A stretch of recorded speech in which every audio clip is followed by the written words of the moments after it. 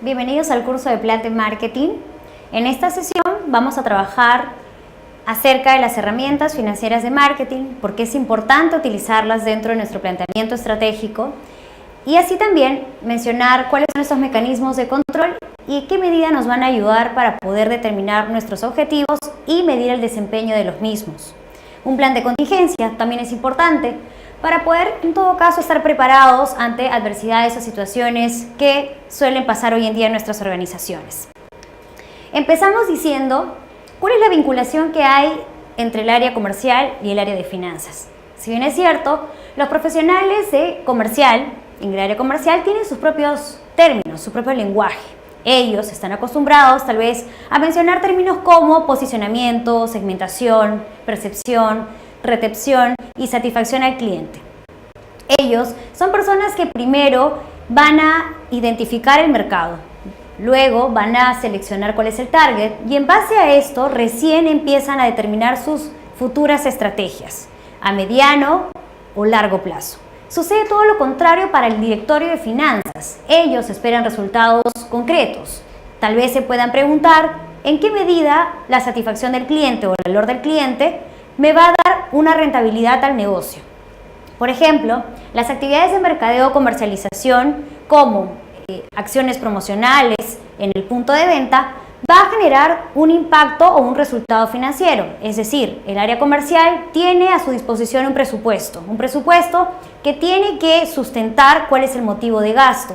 Lo mismo sucede con finanzas. Finanzas preguntará acerca de por qué se está implementando un porcentaje de la rentabilidad del negocio para efectos comunicacionales. Entonces son dos áreas que en realidad necesitan estar comunicadas entre sí.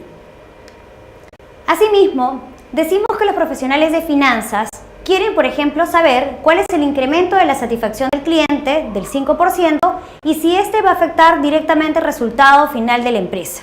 Como habíamos dicho, las empresas tienen que trabajar en referencia al valor del cliente. Por ejemplo, un valor activo de una empresa podría ser el valor que tiene el cliente para ellos. Así también la imagen de la marca o el tiempo de vida de producto de nuestros clientes.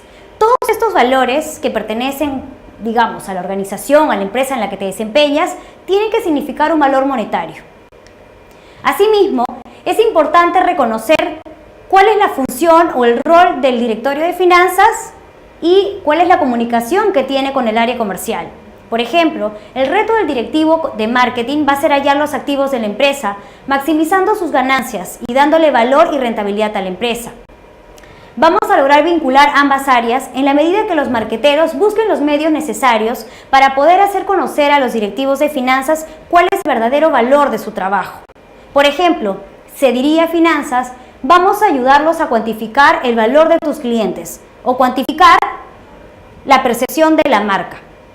Por ejemplo, solo algunas compañías grandes en realidad manejan un magnífico marketing. Por ejemplo, Procter & Gamble, la Southwest Airlines, Nike, Disney, Lego, McDonald's. Estas empresas se concentran en los clientes y se preparan para responder de forma eficaz ante este entorno tan cambiante de los consumidores.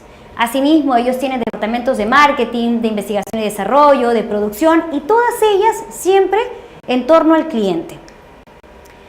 Asimismo, es importante entender que el marketing y las finanzas de empresa es un reto que hoy tienen las empresas actuales. Por ejemplo, entendamos que el cliente va a representar el flujo de futuros ingresos.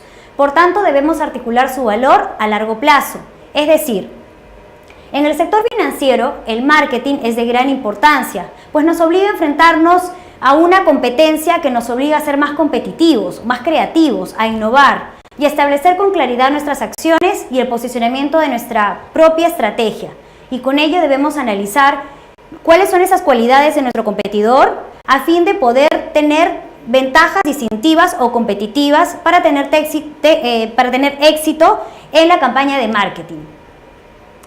Asimismo, es importante analizar cuál es la verdadera importancia de los estados financieros en marketing. Recordemos que los estados financieros no es otra cosa que el análisis del patrimonio de una empresa en un periodo determinado. Esta podría ser anual, como lo suelen hacer grandes o medianas empresas. Y esto nos va a permitir analizar y conocer cuál es el resultado económico financiero de tu empresa, conociendo los valores activos y pasivos. Sabemos los valores activos para tu empresa va a ser todo aquello que posees y que es importante para el giro de tu negocio. Por ejemplo, en la industria textil, la maquinaria o la materia prima. Por ejemplo, con respecto a los pasivos, podríamos decir que son las obligaciones por pagar. Por ejemplo, si nos referimos nuevamente a la industria textil como ejemplo, diremos que se trata del financiamiento de las maquinarias a través de bancos. Asimismo, el aporte del capital va a ser el efectivo o bienes, es decir, vas a tener dentro de tu organización utilidades o aportes recibidos de accionistas. Estos accionistas pueden generar a tu empresa valor en bienes o efectivo. Asimismo, es importante entender para qué es importante las herramientas financieras para el marketing. Por ejemplo, en el mercado global que hoy en día vivimos, las empresas micro, pequeña, mediana o grande empresa, cualquiera sea su volumen, tiene que ser competitiva. Para alcanzar este objetivo, los marqueteros acuden a herramientas tales como la auditoría y los costos. Por ejemplo, los costos directos van a ser aquellos que están totalmente identificados con el producto o servicio. Por ejemplo, tenemos las comisiones de ventas, los salarios o los gastos de viaje. Otro tipo de costos directos podríamos considerar los materiales directos, por ejemplo, materia prima, insumos. También dentro de los costos directos podríamos reconocer a la mano de obra directa. Por ejemplo, los sueldos y salarios, las gratificaciones o las pensiones. El otro tipo de costo es el indirecto y se le llama así porque pueden ser compartidos por varias unidades de referencia. Hay que repartirlo de acuerdo a un criterio. Por ejemplo, si seguimos con el ejemplo de la industria textil, aquí podrían ingresar los botones, el hilo, el aceite que necesitas para poder dar el mantenimiento a tu maquinaria, las cajas de cartón para empacar y un poco que se utiliza para poder exportar tu producto hacia el exterior en la industria textil. Así también, estos costos indirectos podrían, de la misma forma que los costos directos, dividirse en unidades, como por ejemplo, la mano de obra indirecta. Quiere decir, aquí estarán las personas, jefes de producción, mantenimiento, los supervisores, los choferes o guardianes. Dentro de los materiales indirectos tendremos a los repuestos, los lubricantes, por ejemplo, el combustible. Dentro de los gastos indirectos tendremos entonces los alquileres, las amortizaciones, los intereses o seguros que van a ser importantes para el giro de tu negocio. Asimismo, es importante, por ejemplo, en una empresa de servicios, que pueda presentarse situaciones diferentes respecto a los costos según se trate la prestación. En una empresa de servicios tenemos dos tipos de servicios. Los servicios puros, que quiere decir cuando no se incluye un producto tangible en el servicio. Por ejemplo, las capacitaciones que recibimos, las comunicaciones, las asesorías. Esos son tipos de servicios puros. También existe otro tipo de servicio, que sería el producto de binomio producto-servicio. ¿Qué quiere decir esto? Es cuando la participación de bienes tangibles tiene la misma importancia que los componentes intangibles. Un ejemplo podría ser el servicio de gastronomía o el servicio de belleza. ¿Y por qué el servicio de gastronomía? Porque no solamente vamos a recibir los insumos del restaurante, sino también vamos a recibir la atención del chef, en este caso, hacia el comensal o hacia el cliente o consumidor final. Si nos damos cuenta, existe un valor tangible, que son los alimentos o los insumos, e intangible por los servicios que recibimos en el lugar. Lo mismo sucede en un servicio de belleza. Vamos a recibir un corte de cabello y también vamos a ser atendidos por una persona. Hay un valor tangible e intangible. Dentro de los servicios también tenemos de considerar los costos para tu organización. Por ejemplo, los costos fijos y los costos variables.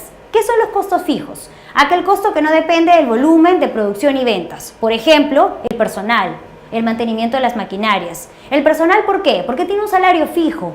Esto es muy probable que en 1 año, 2 años, esto se mantenga intacto. Y si es que llegara a pasar alguna negociación con tus trabajadores, pues esto se podrían convertir en una variable, pero no afecta directamente a tu organización.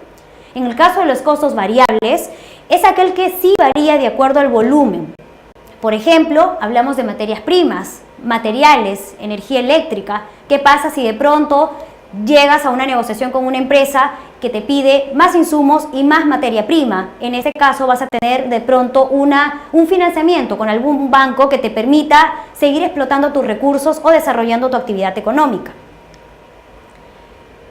Asimismo, es importante analizar dentro de estas herramientas financieras de marketing la importancia del margen de contribución.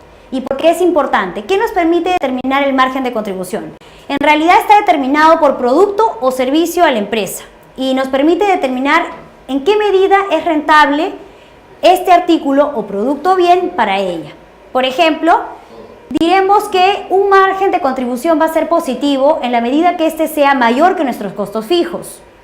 Diremos que el punto de equilibrio es igual al margen de contribución si este se permanece o se mantiene igual que el costo fijo. Es decir, no va a dejar ningún beneficio. El punto de equilibrio, entonces, significa que, por lo menos, debemos de tener la seguridad de que las ventas estén cubriendo nuestros costos fijos, variables y fijos. ¿Qué significa tener un margen de contribución negativo? Esto, evidentemente, significan pérdidas para la empresa. Esto sucederá cuando tengamos un margen de contribución menor a los costos fijos. Esta situación puede permanecer tal vez transitoriamente en una organización, es decir, por un periodo de tiempo limitado. De repente se presenta una coyuntura política, alguna crisis económica en el país y que no te permita desarrollar como tú deseas tus productos. Sin embargo, esto tendría que ser solo transitoria, no tendría que ser por mucho tiempo porque no te va a generar ninguna rentabilidad a tu negocio. Y el precio de venta tiene que ser menor que los costos fijos. El precio de venta no cubre los costos variables. Esta situación también se volverá insostenible si tú no mides cuál es el precio de venta en función a tus costos fijos y los costos variables. Debemos de tener en cuenta que el precio de venta va a significar el análisis de nuestros costos fijos más nuestros beneficios. Esto más los costos variables. De esta forma, analizando cada activo de la empresa, podremos tener un precio total para poder vender nuestros productos al mercado. Y el punto de equilibrio también es una herramienta financiera importante para el marketing. ¿Qué significa? Esta herramienta nos va a permitir a ustedes como empresarios de ver si estamos logrando nuestros objetivos. Es decir, si estamos logrando los resultados esperados. Uno de los resultados es el punto de equilibrio. Va a ser ese punto de inflexión que necesitan las empresas para poder reconocer si estamos haciendo bien las cosas, cómo está yendo la empresa. Pero entendido como el nivel de ventas en que la empresa cubre todos sus costos y gastos fijos, sus obligaciones o las necesidades de capital y ganancia deseada. Por ejemplo, un ejemplo de punto de equilibrio podría ser cubrir tus gastos y tus costos fijos, pagar tus obligaciones y deudas con terceros, financiar el capital de trabajo que requiere tu negocio para seguir creciendo. Así también invertir en una nueva maquinaria y equipo. Y sobre todo, las ganancias que tú deseas esperar. Entonces decíamos que el punto de equilibrio va a ser ese punto de inflexión que necesita tener todo empresario. Recordemos que muchas veces las personas cuando empiezan un negocio, las cifras tienden a ser muy optimistas. Este espíritu optimista de los emprendedores suele muchas veces confundir al mercado. Podemos subestimar las ventas e infravalorar nuestros costos. ¿Esto qué significa? Que en realidad no estamos siendo reales con las cifras que tenemos en ventas y no estamos siendo reales con los costos que realmente debemos de cubrir. Entonces, para reducir la incertidumbre, se sugiere que ustedes al iniciar un negocio o emprender algún negocio similar en el que se encuentren ahora, es necesario reducir la incertidumbre, logrando ser lo más reales posible con las cifras que logremos alcanzar en ventas, así como también considerar cuáles son esos costos que necesitamos considerar para lanzar al mercado un precio acorde a la oferta y la demanda.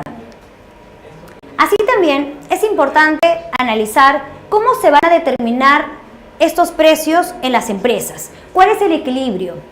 Como habíamos dicho, este punto de equilibrio es el punto de inflexión, que establece, en este caso, un número de productos que tendría que vender para poder cubrir mis costos fijos. Esto es lo más importante, saber cuáles entonces las ventas que necesito realizar, o en todo caso podrían ser las facturas sí, que nosotros le damos a nuestros clientes y que éstas estén contemplando los costos, por lo menos, para cubrirlos en su totalidad.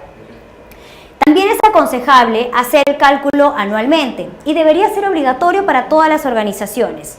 Para, en este caso, cada vez que cambie la situación, por ejemplo, al ingreso de un nuevo competidor, se altera o afecta a nuestro sector. ¿Qué tanto afecta el ingreso de un nuevo competidor al mercado? De repente, ingresó una nueva legislación que pueda poner en alerta a tu organización. Entonces, midamos esos impactos, la competencia, una nueva legislación en el mercado, que de pronto tu empresa se vea en la obligación de realizar ciertos cambios. Para ello, está provisto de una inversión en tu empresa y que, por supuesto, debes de considerar en caso se presenten ambas situaciones.